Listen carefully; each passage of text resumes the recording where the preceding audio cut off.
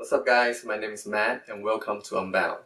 Today we're going to the Philippines and I'm going to share with you my experience and some tips with you. I'll be trying something new this time, giving each places a star rating to help you get a better idea if you should go or not. So here we go.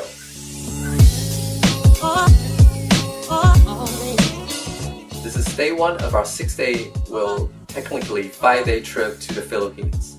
By the time we landed in Cebu, Philippines, it's already 3 p.m. so we had to quickly find an agency to arrange our tour for the next day. Here comes tip number 1.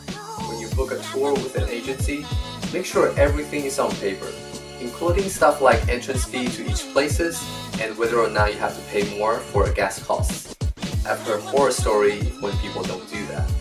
After everything is ironed out, we just walk around the city, and to be honest, I'm not a big fan of Cebu City because it's kind of dirty, but I guess it's kind of a growing process for every city.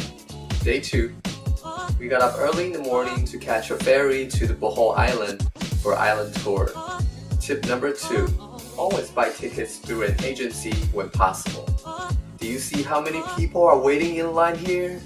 If you go through an agency to buy tickets, not only save a lot of time that you have to spend by waiting in line, but also you don't actually pay any extra. That's what I call a win-win situation. After we got to Bohol Island, our first stop is the Tarsier Conservation. If you don't know what tarsiers are, well, here it is. They're very tiny and it's kind of hard to spot them if you don't know where to look. Since tarsiers are really sensitive to light and sound, we can only whisper to one another and cannot use any flashlights when taking videos or photos. One staff told us that they used to let people handle them, but since they decrease in number so quickly, they stopped doing that. Even though the whole tours are kind of short, only 10 minutes or so, it's still pretty interesting to seeing those cute creatures in real life. So Tarsier Conservation received a 3-star recommendation. Next up is Ziplining at Loboc Adventure Park. After paying the fee, we walk about 5 minutes uphill to the starting point. I'm not gonna lie, but it feels a little bit scary as we're putting on the harnesses, imagining what could go wrong. But that feeling quickly pulled away as we zip down.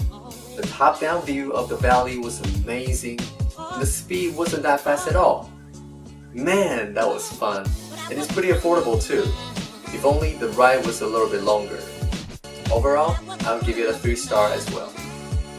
After that, we headed to a riverboat cruise with lunch, and to my surprise, the boat is actually pretty full. The cruise took us up the river and then back down to where we started, and the whole thing took about 1 hour or so. The food wasn't bad, and there was a singer and a guitar player performing on the boat too. Although their songs are not my style, but they sang and played pretty well.